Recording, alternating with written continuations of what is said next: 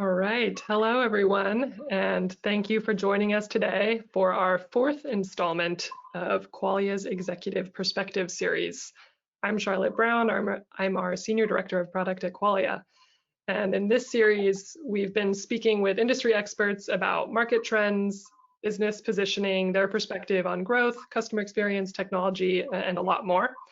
And today we have Ryan Marrie, President of Ohio Real Title. Thanks so much for joining today, Ryan. Of course. No, you're welcome, and thanks for having me on. It's always good to talk to you, Charlotte. Yeah, likewise. Ryan has been in the title industry for over 20 years and now runs an agency of 135 employees with 10 offices in Ohio and an expansion into Florida as well. Ohio Real Title was recently selected one of America's fastest growing businesses by Inc. magazine. So congratulations on that. Yeah, thank you. Cool. Yeah. So just a quick logistical note before we get started. If you have questions today during our session, please submit them in the questions pane on the left-hand side of your screen. We have a lot of attendees, so we might not get to all of the questions, but we will follow up with each of you directly if your question isn't answered. And if you're having any technical issues, first try refreshing your browser. That's the best thing to do, the on again and off again switch. So without further ado, let's get into it. Ryan, to kick things off, can you just give our listeners here some background on Ohio Real Title and your role there? Sure. I'm one of the two partners of Ohio Real Title and president, so I run the day-to-day operations. We started back in 2006. It was my father-in-law, Don McFadden, who has since retired, and my partner, Manbeer. I was the first employee. So it was the three of us back in March of '06.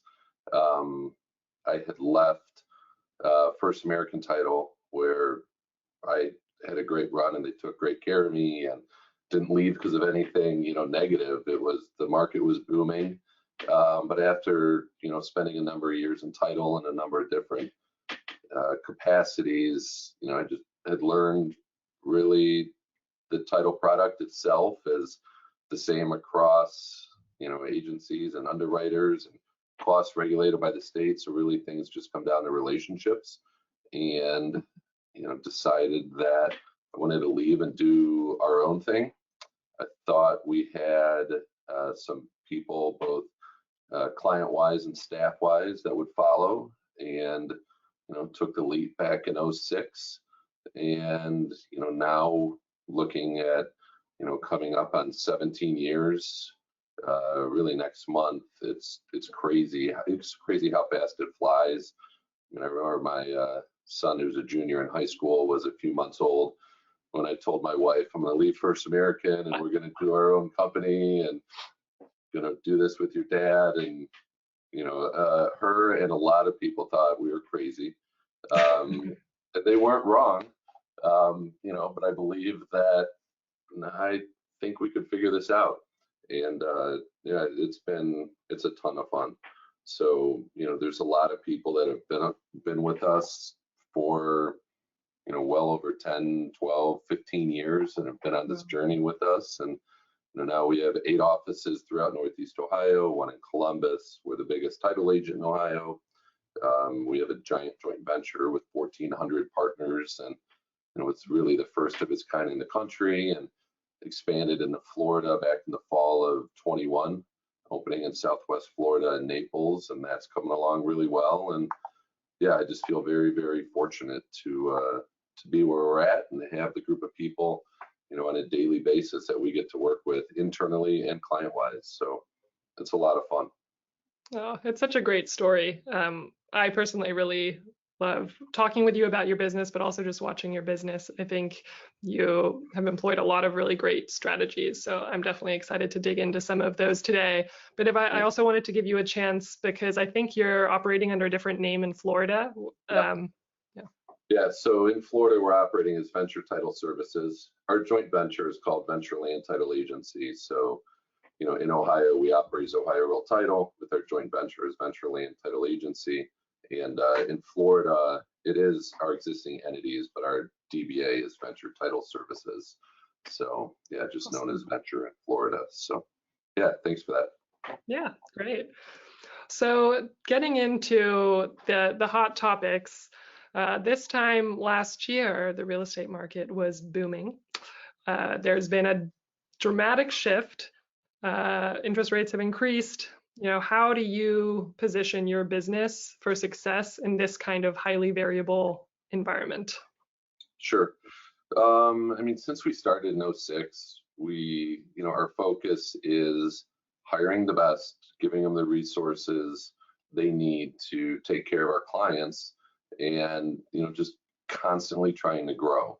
So, when we were a couple person company, we had that approach, and that's what we've done consistently for 17 years, which allows us to ride those ups and downs that we've seen the past few years. Right. I think when you're in it for the long term, as we are, I mean, you have highs and lows, and you just have to, what's nice is when we opened back in '06, we were in a high of the market, right? And then things crash, and so '09 and 10. And so we've lived through this before. I have a number of, people I've talked to that aren't they haven't been in the industry 20 years or, more. And this was the first kind of challenges they've seen. And, I would just say, look, I've seen this movie before. I know how it goes, right? So you have to operate smart. You have to make sure you're, constantly looking at top line and your bottom line. So you want to be increasing market share and growth and continuing to grow your market, but you also have to control those expenses and make sure you're operating efficiently. So, we had this crazy run the past, 2 years ago after COVID, which when COVID started, it was terrifying and wondering, my gosh, are we literally going to be able to function or not? Yeah. Never thinking like 6 weeks later, it would be the start of this epic run, right? For 2 years. Yeah. And so this crazy market we all dealt with, but then, as rates went up and demand and all that, started to turn last year.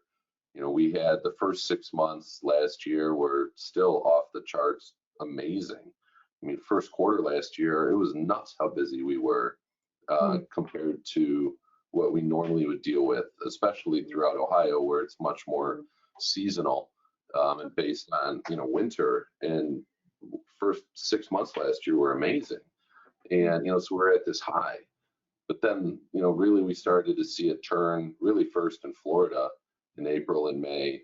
And then in Northeast Ohio and Central Ohio, really come August, September, we started to see dramatic drops, right?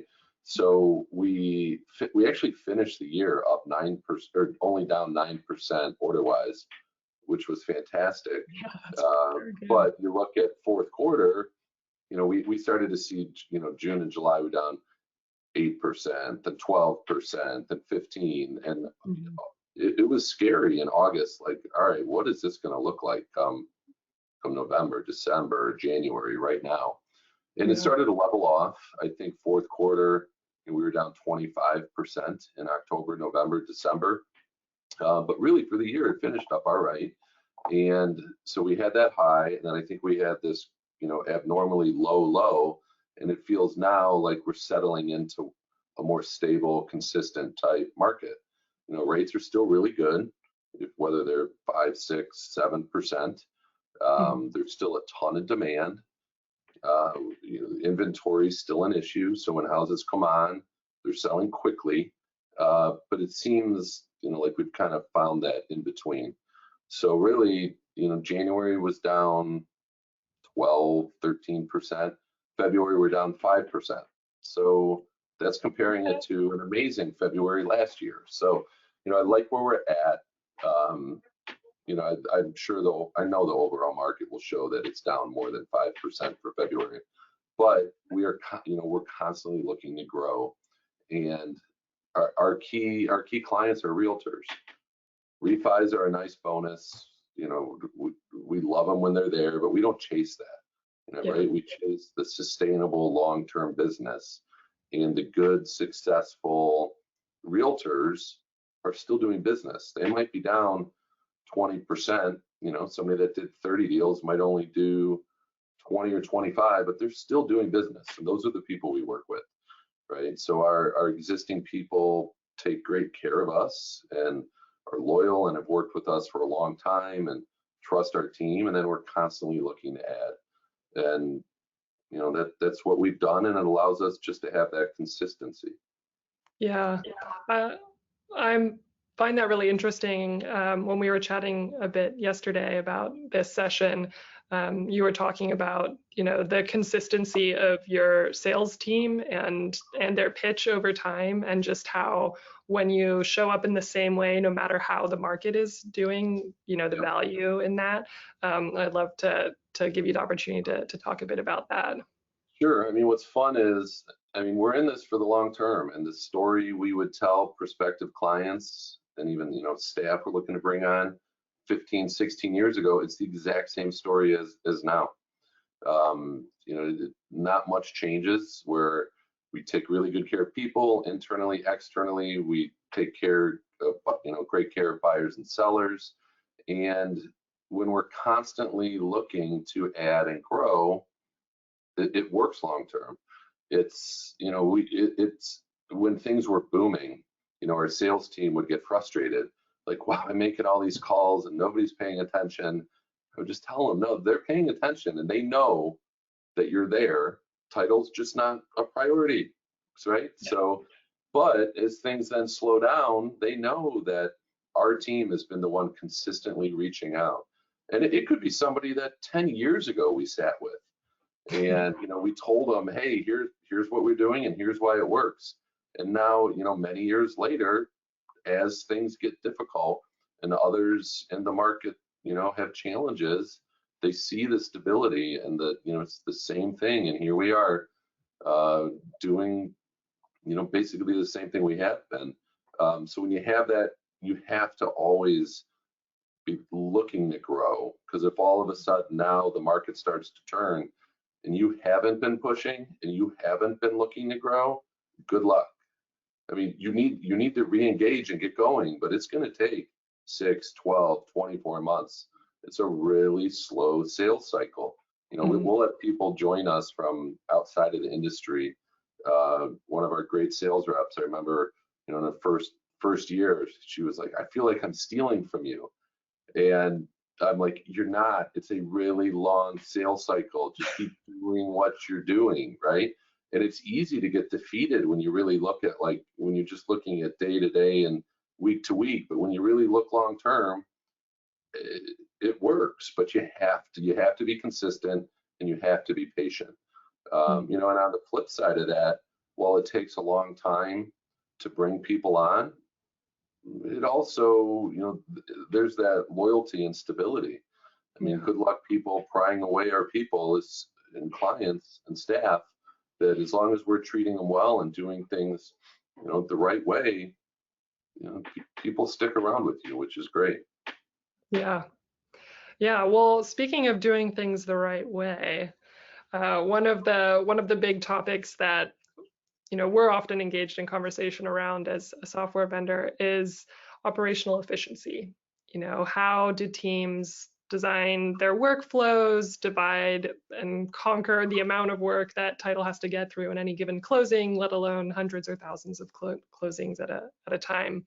Right. So I'm curious, how do you look at operational efficiency? How does your company take that on? You know, we want to operate smart. We want to be efficient. We want to maximize the time for our teams to do what they do best. So we do that in really 2 different ways. With our 10 offices, we have escrow teams and sales teams that focus on each office. We Then we want to give the support to those offices the best we can, and allow the escrow officers and sales to really focus on the customers. So we have a centralized team that does a lot of the behind the scenes stuff that helps our branches. So we have a centralized team in Cleveland that, you know, churns out the order entry on a daily basis, and order entry, the pre-closing docs, the initial setup, the title commitments, everything that can be done behind the scenes that doesn't have to be done by an escrow officer or the sales team. You know, the more we can do that, the better. You know, it's really hard to find and grow and train really, you know, excellent escrow officers and escrow teams. So it was probably, you know, 10, 12 years ago, we said, look, it's hard to go find new. So let's just really make sure that we maximize what we're doing. And, you know, we don't need a 20-year experienced escrow officer sitting there licking envelopes and mailing stuff out, right? Their time is better spent directly dealing with buyers and sellers. So, you know, we try to streamline as much as we can on the front end. On the back end, we have a post-closing team that handles all our disbursements for the offices. And that really allows our local offices to focus on those relationships. So, you know, technology is important and but it's, you know, from my perspective, it's really providing resources to your teams to allow them to take great care of the buyers and sellers. So it's worked really well for us. It also allows us to, you know, look to grow and not be afraid of growth, because we have all this support. So if we bring on a big client, you know we have the infrastructure and team in place to handle it. You know, so how we've set up our teams has worked really, really well. You know, along with that then is, you know, technology, and how are our teams working on a daily basis. So, you know, the majority of the time is spent, it's on emails and in our closing software, which obviously we're on Qualia. And for me, it's, you know, we've really moved to a total cloud-based system. So, you know, I think we've simplified a lot of things, and, you know, we have more tools and resources than we ever have. But I feel like with the products that are out there, you know, with Qualia being totally cloud-based, you know, we used to be on a legacy system prior to Qualia, and we were server-based environment. We were running our own email servers, servers for all our, like, we had 15 different servers. It's bonkers. I don't know how anybody in today's environment is still running on servers. I mean, I was talking with somebody yesterday who is running a different system on a server. And I'm like, man, there's easier ways to do it, right? So we have, what's great with being totally cloud-based, we have Office 365 and we have Qualia. Now we still have our old servers, so we can access what we need to, but, you know, just knowing that we need our PC and an internet connection. So we make sure we have redundancy and, you know, 2 providers at each office. So if one goes down, we can flip to the other.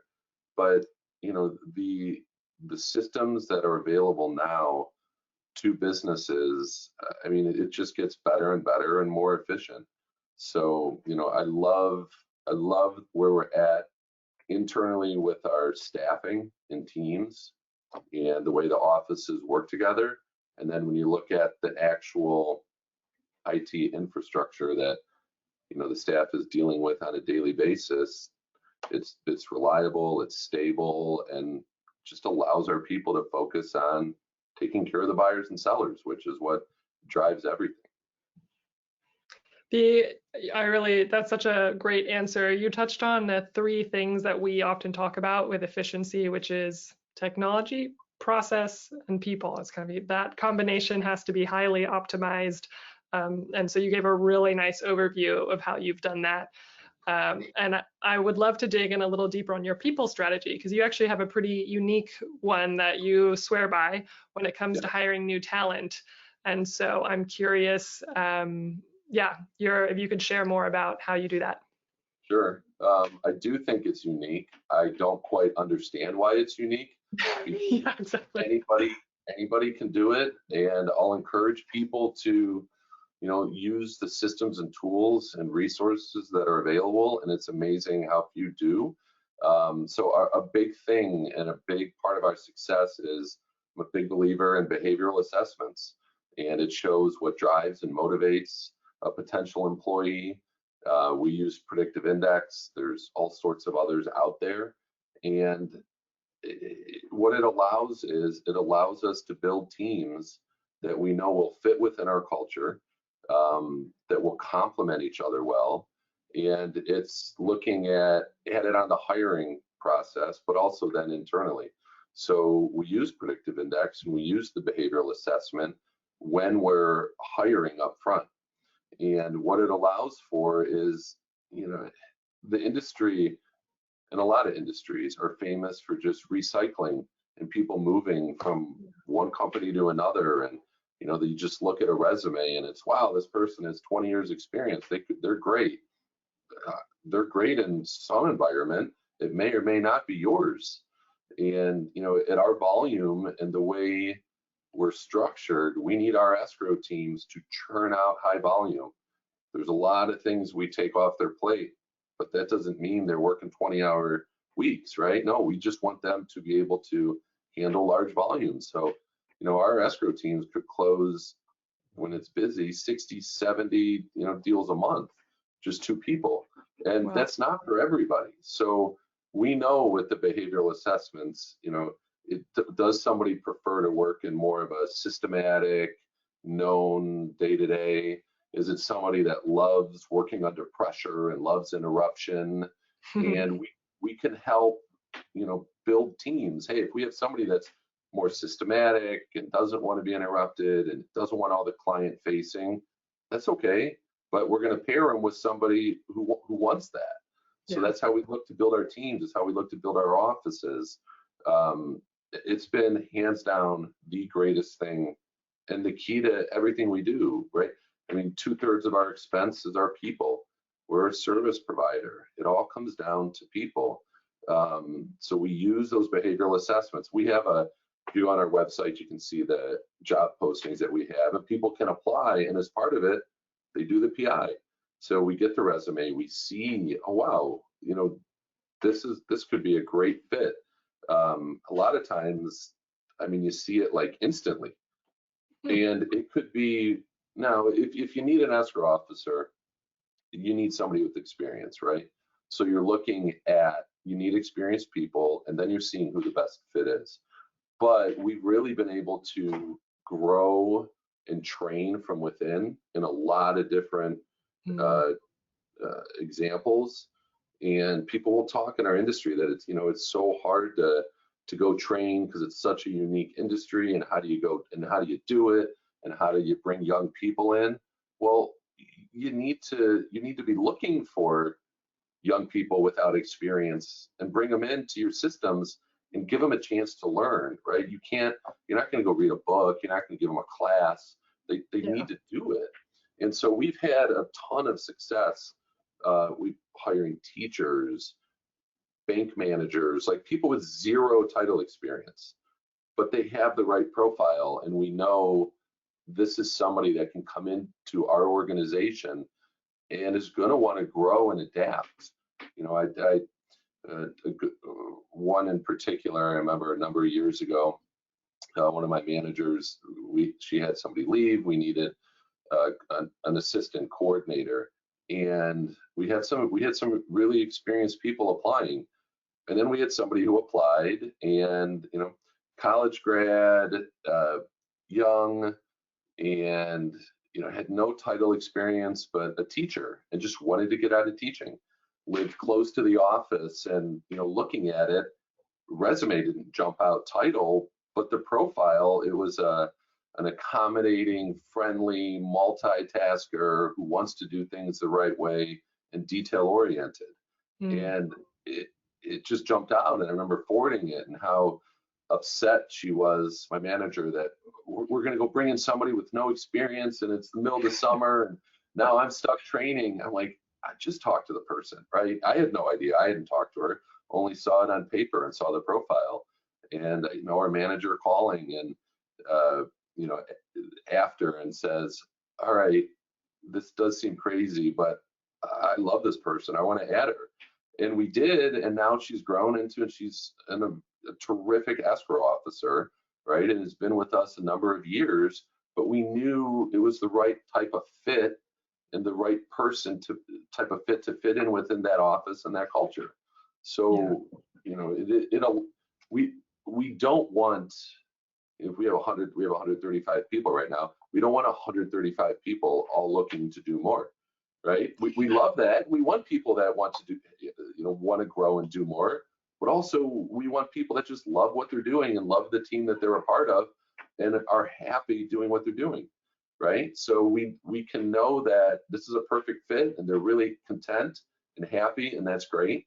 Now we know this person, they're going to get really bored and they're going to want to do different things, right? And so we can really look and help, you know, nurture each person.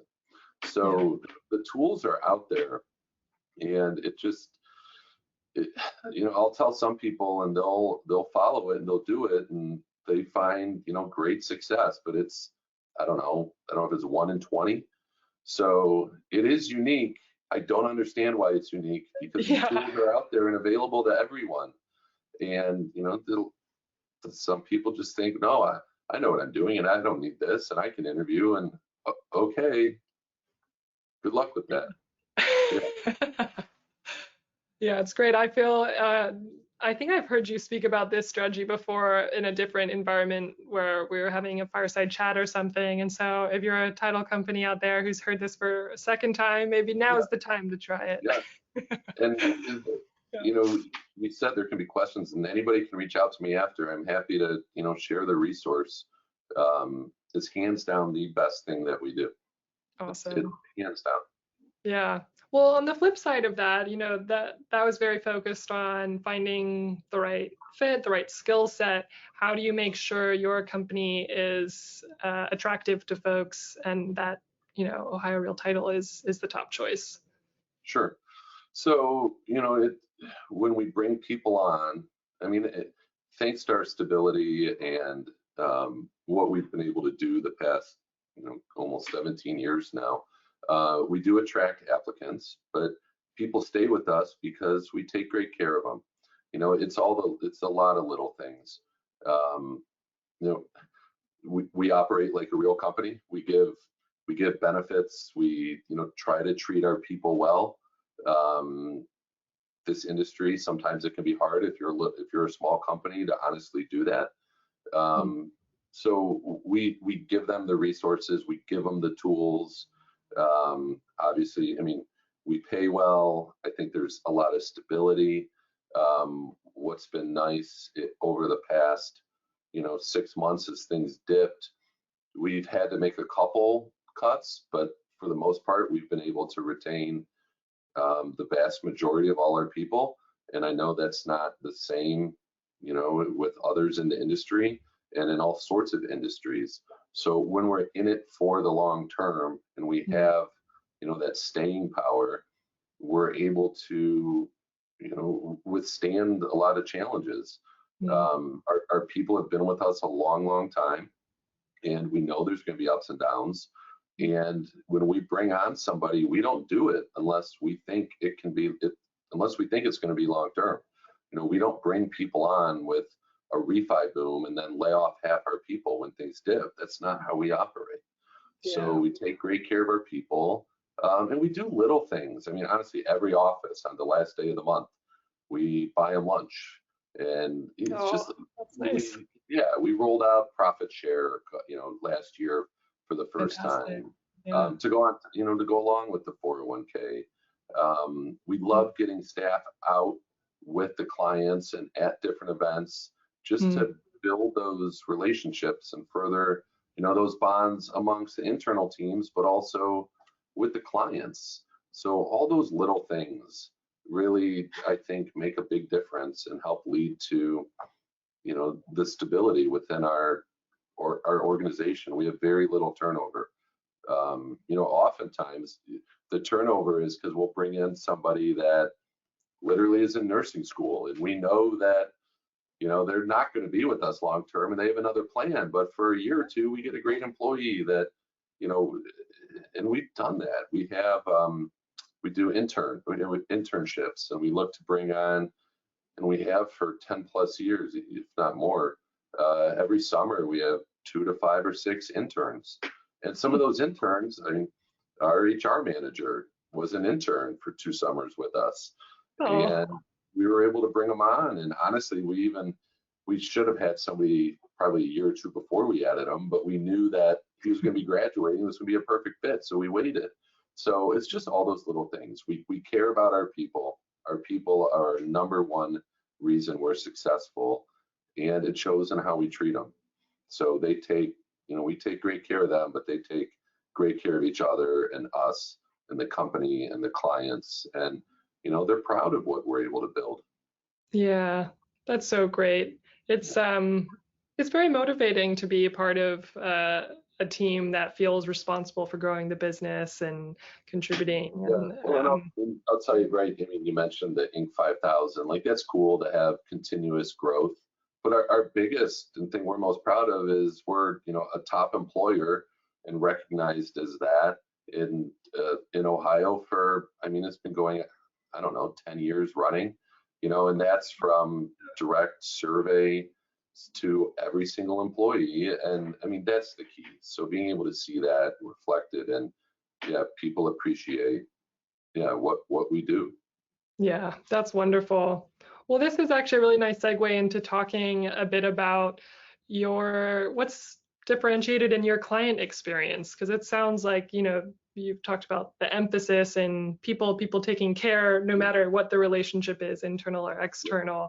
And so, yeah, I'd love to hear about why you think that stands out so much.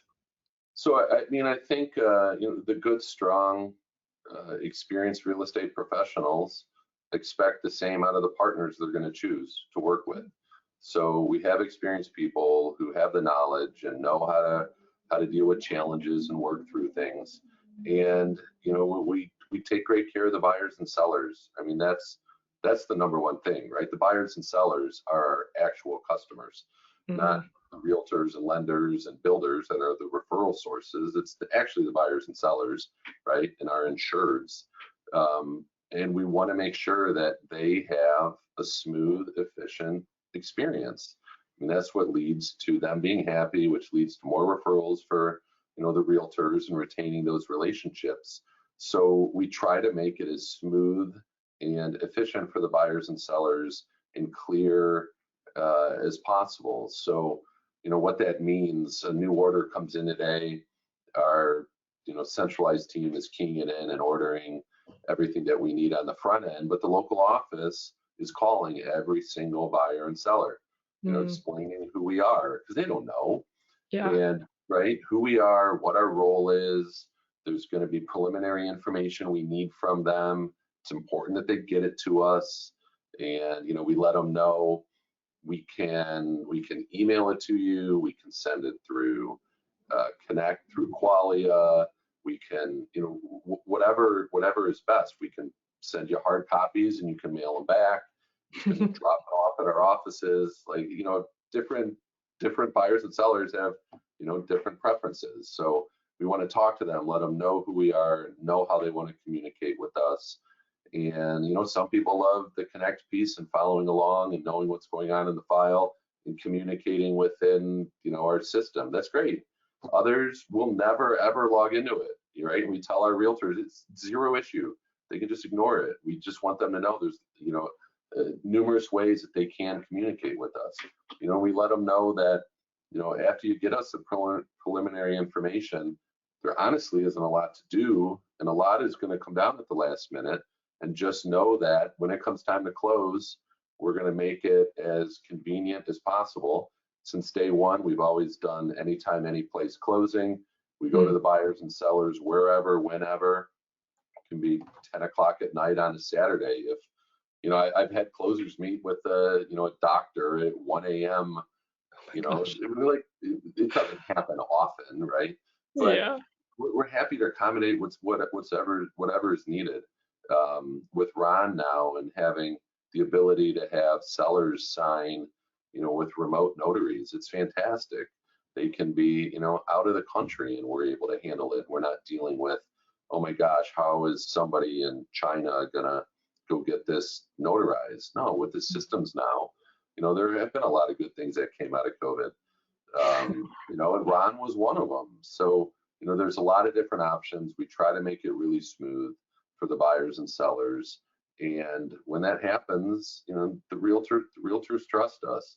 I mentioned we have a joint venture with 1,400 plus partners. That's just a bonus. Yes, our partners get quarterly distributions based on their ownership, but nobody is a partner because of that. They're a partner because they believe in the service and the teams that they work with, and that we take great care of the buyers and sellers, right? And we tell people, hey, if you love the team, if you love working with the company, then sure, join and be a partner with us, and you can benefit financially. But that's not the reason people work with us long term. It's because they trust us to take great care of, their buyer or their seller or their borrower. Yeah, absolutely. I am curious, I think it's so commendable, the kind of the depth of relationship you all are building with the clients, when you might not see them again for 10 years in the case of a buyer and seller. But with these agents, you're maybe seeing them more frequently, and retaining them matters. And so you mentioned your joint venture, but I'm curious if there's any other strategies that goes into retaining those relationships over time. Well, it's a two-pronged approach. It's the relationship with our sales team and the sales rep that works with that realtor, but also then the internal team, the escrow officer and assistant that they're working with, on a daily, weekly basis. It's that trust. What's great is, and when it's slow right now, we love having our escrow teams get out with the reps and meet with the clients. It's a whole lot different when, this escrow team has worked with this particular client for 10 plus years, and they've been in front of each other, and whether it's social settings, and you have that relationship, right? When something blows up and there's a last minute issue, it's not confrontational. Everybody knows, no, we're all working together. They trust us to handle it, and we trust them to help be a solution with it. So it's really it's the relationship. It's the relationship we have with our employees that leads to stability, but then it's the relationship with the employees, both internal escrow and sales have with the clients. That's what it all comes down to. I kind of laugh now. There's thousands of people that work with us. Tons have no idea who I am, and they shouldn't. I'm not important. It doesn't matter. What's important are the escrow teams and the sales reps, and I'm always available to anybody, and I'm happy to help. But I don't know what goes on in 95% of our closings, because the team is all working together with our clients to work through it, and that's when we know like things are going really well. Yeah. So. Yeah, that's a great kind of metric.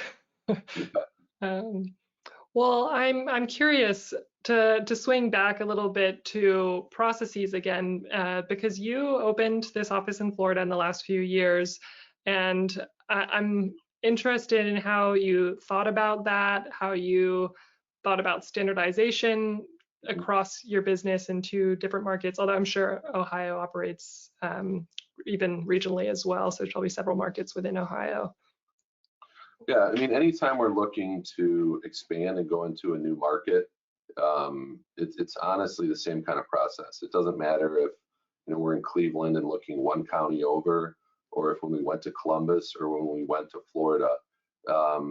It does get harder the further you get away from your core, sphere and area that And the key is, to me, when you go into a new market, you better have local people building relationships that are taking great care. So Florida, obviously Florida is beautiful, and as I sit here looking out at snow, I look forward to being down there next week and working with our team. But that's just a side benefit. What's great with Florida is it operates very similarly to Ohio. So we take our existing entities and we license, and now we go. The states that surround Ohio are all very different than Ohio, but Florida is very similar. So yes, it's beautiful and it's fun being down there, but it's a great opportunity. and something I had been thinking about for, over 5 years. And really, I didn't want to do it until I felt comfortable with our existing offices being where I want them to be, and knowing that we have the infrastructure and the systems in place to go, thousands of miles away and be down there. So timing, we had to get to the right place internally where I felt comfortable doing that. And what I found down there is, you'll have companies from North opening down there, but they're just doing it for fun. They're doing it to dabble. They're doing it to close a few deals here and there. That's not what we're doing, right? If we go into a market, whether that's an adjacent county, a different market in Ohio, or now opening in Southwest Florida, like, we're not going to dabble. We are going to look to grow and have real volume, and things have been good. And we know that when we do it, it takes time. It'll take 2, 3, 4 years to get to where we want, because it just takes time. But we know that, and when we do it for the long term, it's worked well in every single market we've gone into, and Florida has been no different. And I feel like the team is providing a great product. Our joint venture is unique. There's nobody that's ever operated in Florida like we are, so that's fun. Honestly, one of our biggest hurdles is, well, if this is real and legal, how come nobody's done it? Like, I have no idea, but it's legal and it's legit, and we have a really great team. And so, really in the past 6 months, we brought on a lot of great partners. So I love, and what's fun being down there is, right, people don't know us. It is new, and it's exciting. It's fun to go into those new markets and grow. So yeah, it's been a lot of fun being down there. Yeah, you get to kind of prove yourself out again. There's something, satisfying in that. Yeah. Wonderful. Well, we only have a few more minutes for my questions, because I want to leave time to get to a few audience questions. So 2 sort of wrap-up questions from me. One is, looking at 2023, are you thinking offense or defense? I am always thinking both. It's the offense, really growing that top line and market share. That's what we do. We never back off that at any point. So we will continue doing that. But then, defensively, and the defense, I think, more came into play the past 6 months as we saw things starting to turn. Let's really make sure that we're operating as efficiently as possible. We're solidifying those relationships. We're operating smart. We're operating efficient. We're not wasting money. So it's going to be a combination of both, focusing on that top line, but also the bottom line. And I think we're through the hardest part, and there's a ton of opportunity in front of us. So yeah, I love where our team is positioned for 23. Wonderful. Oh, it's great to hear. So the last question from me is, we talked about a lot of different strategies that you employ, and I just really like your first principles approach that you take to things. But what are your top 3 most valuable strategies that you attribute your success to? Top 3 reasons for success. Number 1 is our internal people. They're the key. They're the core of everything that we do. Without them, without their expertise and the way they take care of our clients, it would be nothing. So, number 1 is our people. 2, because we've been able to attract great experienced people, we also attract really experienced clients. And as I mentioned earlier, those people, might be down, but they're still doing a lot of business, and they're in it for the long haul. And then, number 3, our joint venture is unique and was the first really of its kind in the country. So that's a big piece of it. But number 1, it's our people that attract the great clients that then choose to partner with us. So those 3 things combined have served us well. Awesome. Well, it's I think the proof is in the pudding, as they say. So thank you so much, Ryan. It's great to hear your insights. It's extremely informative. And so I wanted to just hit on a few questions from the audience. Again, if we didn't get to your questions, we'll reach out. And Ryan generously offered folks to reach out to him directly. I know you often keep in touch with folks in the industry, which is great. So the first question that's come up is if you do end up hiring someone that isn't the right fit, how do you handle that? I mean, what do you feel like you've protected yourself against that? Do you have strategies for that piece? Sure. I mean, that's a great question.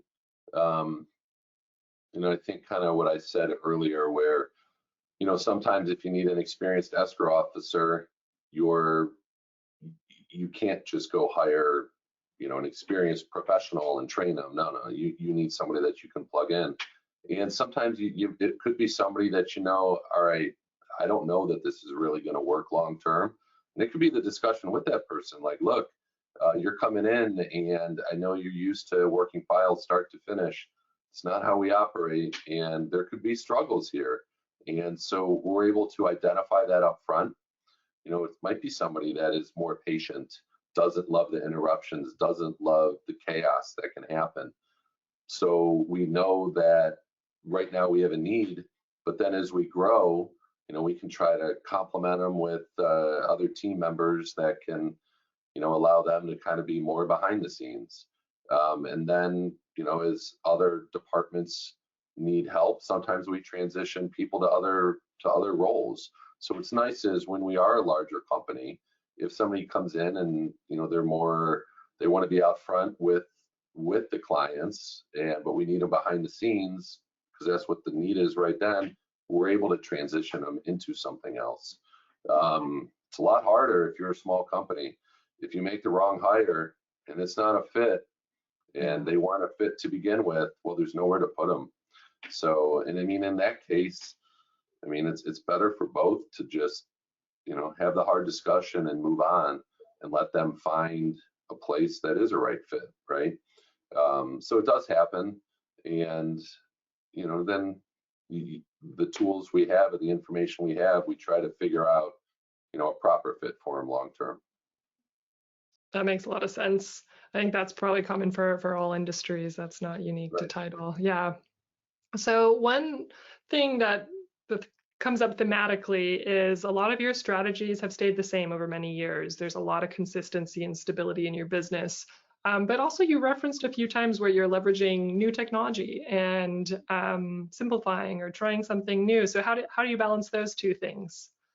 Yeah, it does sound like, I talk a lot about stability, and a lot of the things we do now is the same things we did 15 years ago, but I do love change, and my team knows I love change, and I love new tools, and I love new ideas, and I love implementing things, and I'm not afraid to implement something and then realize, it's just not a fit and move on. I know, however, that, our teams don't necessarily love that. So we try to, temper that. And, we know certain teams that will love to, try something new. And, so we'll test it out. We'll do little test runs with people that we know really don't mind, hey, if this fails or whatever, and they're interested.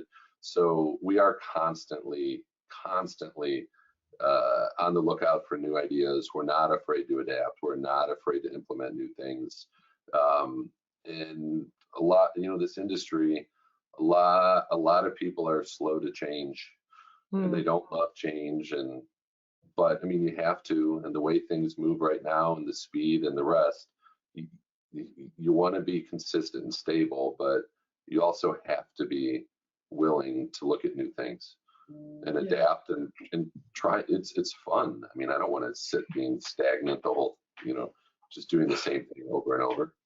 So. Absolutely.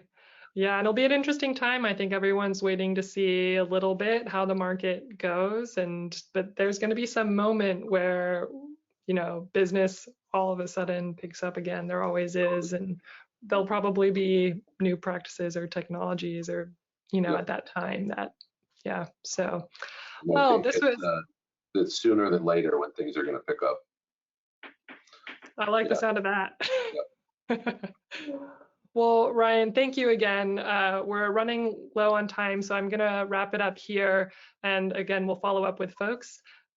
So thanks everyone from the crowd for joining. We really appreciate you showing up and joining the executive series. And Ryan, always a pleasure to speak with you. Yeah, no, thank you.